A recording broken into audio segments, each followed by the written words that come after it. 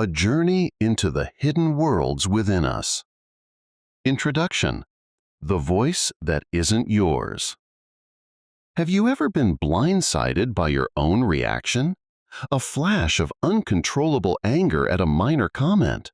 A sudden wave of anxiety that floods a calm room. A feeling so disproportionate and intense it feels like it belongs to someone else. You stand in the aftermath, wondering, where did that come from? This is the central mystery we will explore. What are these powerful, hidden forces inside us that can seize the controls, speak with our voice, and act with our hands? We often think we have emotional problems or complexes, but the pioneering Swiss psychiatrist Carl Jung discovered a more profound and unsettling truth. More often, he found, the complexes have us.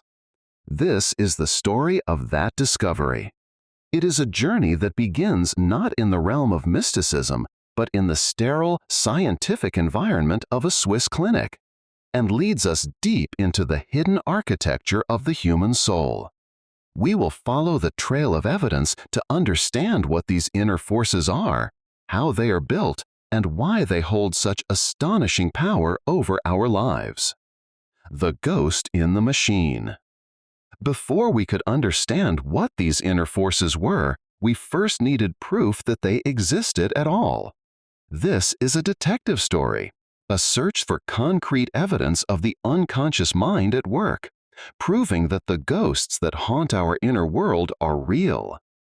The investigation begins in 1903 at the Bergholzli Psychiatric Hospital in Zurich. Here, a young Carl Jung was not on a mystical quest, but a scientific one. He and his colleagues began using a tool called the word association test. The test was simple. A researcher would say a word, and the patient would respond with the first word that came to mind. But Jung's innovative idea was to concentrate on the mistakes, the delayed, distorted, or completely absent answers. He wasn't just listening to the words spoken. He was searching for the sudden, unexplained silences, the moments when a patient's mind seemed to hit a hidden tripwire. Jung suspected these disturbances weren't random errors, but were caused by emotionally toned complexes operating in the patient's unconscious. A seemingly neutral word like father or water had struck an emotional hotspot, blocking the patient's conscious will. But suspicion wasn't proof. The breakthrough came when Jung added physiological measurement to the test. Using a pneumograph to track breathing and a galvanometer to measure the electrical conductivity of the skin, he made a startling discovery. The exact moments a patient stumbled on a word, the long pauses and strange replies, corresponded directly with measurable physical changes. Their breathing grew shallow, and their skin's electrical response spiked. For the first time, an invisible, unconscious emotional wound was proven to have a real physical effect. It could upset the stomach, breathing, and heart. This was the first scientific proof of a ghost in the machine.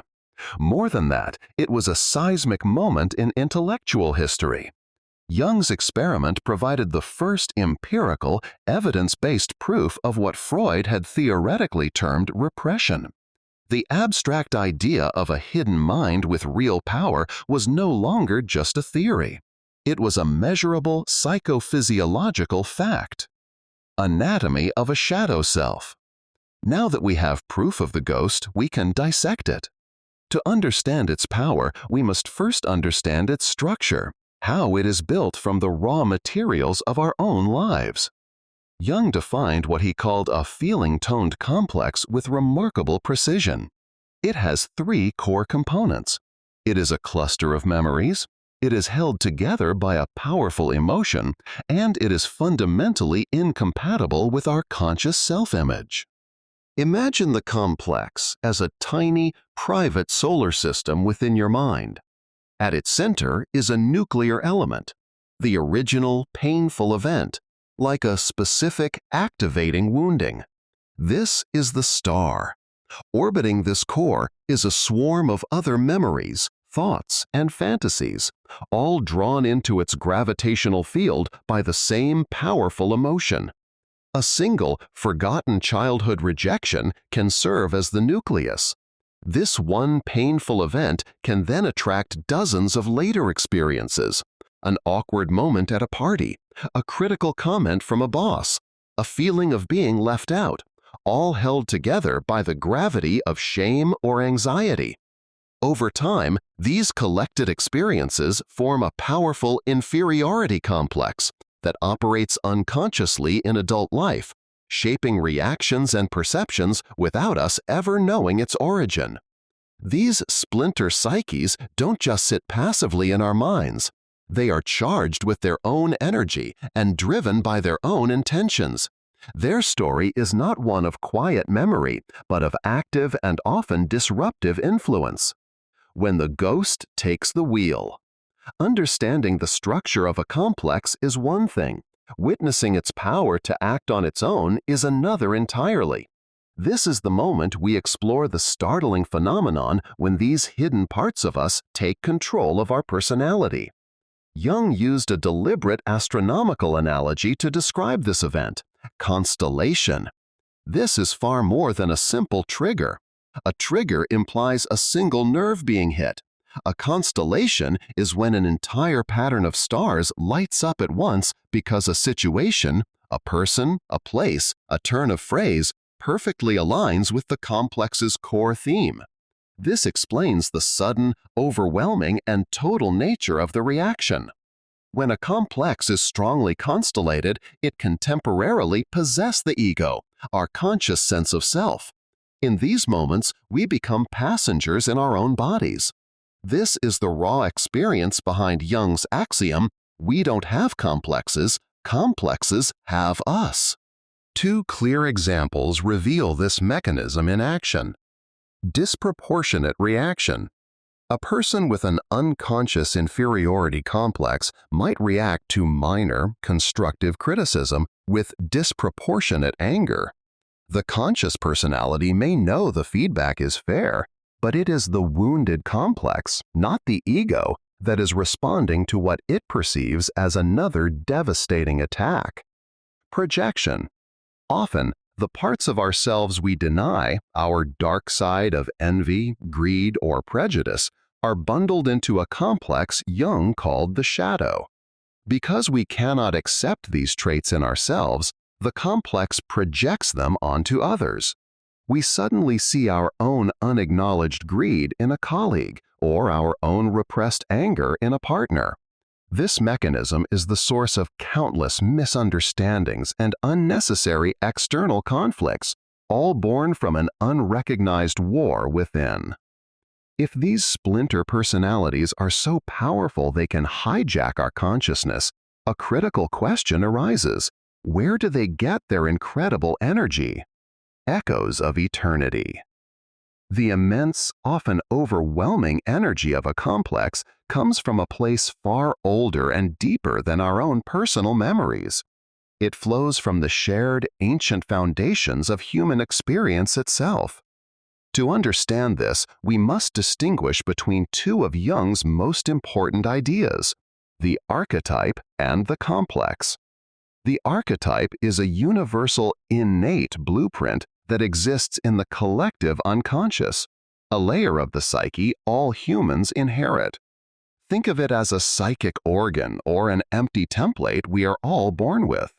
We don't learn the potential to experience mother, hero, or shadow. It comes with the factory settings of being human. The complex is the personal version of the archetype, located in our personal unconscious. It is formed when our unique life experiences fill in the universal template. The creation of a mother complex provides a perfect, step-by-step illustration. A child is born with the universal mother archetype, the template for all the nurturing and devouring aspects of motherhood experienced by humanity. Then, the child's specific, personal experiences with their actual mother activate this latent archetype. These personal memories, charged by the power of the universal pattern, coalesce to form a unique and emotionally potent mother complex. The complex, therefore, acts like a transformer. It channels the immense, ancient, and numinous, divine or demonic, energy of the universal archetype into the circuits of our personal lives. This is why our reactions feel so powerful. When a complex is activated, we aren't just reacting to our boss. We are reacting to a million years of human experience with authority. We are not just reacting to our partner. We are grappling with the collective human story of love and betrayal. It's no wonder Jung's early colleagues referred to these possessing forces with a much older name, demons. The devious path to wholeness. Seeing the complex as a bridge to something deeper reframes its entire purpose. It shifts from being a symptom of an illness to a vital messenger, a guide with a purpose for our future growth. Jung radically proposed that suffering is not an illness, and that having complexes is unavoidable and necessary for a healthy psychic life. The problem isn't having complexes. Pathology only arises when we think we have not got it. The real illness is being unconscious of them. This is why he could make the shocking statement, "Thank God that the patient got neurotic." The symptom is not the disease. It is the summons to a cure. The ultimate goal of our psychological life, in Jung's view, is individuation, the lifelong process of becoming who one really is, the psyche's journey toward wholeness. The complex is the engine of this journey. Its disruptive triggering is a cry to draw attention to the neglected or repressed side of personality. The complex is the rough and uncommonly devious footpath that forces our comfortable, one-sided ego to turn and confront the parts of ourselves we have ignored. The disproportionate anger, the sudden anxiety, the irrational fear, these are not failures. They are a summons. The wound is the only path that leads to wholeness. If the complex is a guide pointing the way, the final question becomes, how do we learn to work with it instead of being ruled by it? Conclusion: listening to the architects. The answer lies in what Jung called the transcendent function. This isn't a complicated theory, but a simple, courageous act. To hold the tension between two opposing parts of yourself, your conscious ego's view and the complex's view, without letting either one win. It means the ego must actively endure the inner conflict without repressing the complex back into the darkness or letting it possess you entirely. When this tension is held, something remarkable can happen. A new, uniting function that transcends the opposition can emerge. This is an irrational life process, not an intellectual solution. A third position is born from the conflict, a new, more comprehensive attitude that resolves the opposition and allows life to flow on with renewed power. Our journey began with a mysterious ghost in the machine, a disturbance in a laboratory. We came to understand it as a splinter psyche, a fragment of our own self built around a wound. We then discovered it was a channel for the ancient archetypal energies that flow through all of humanity. And finally, we see it as an essential, if difficult, guide on the path to becoming a whole person.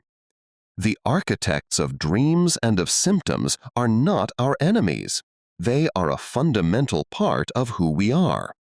Learning to listen to their difficult revelations is the challenging, unavoidable, and essential work of living a fully human life.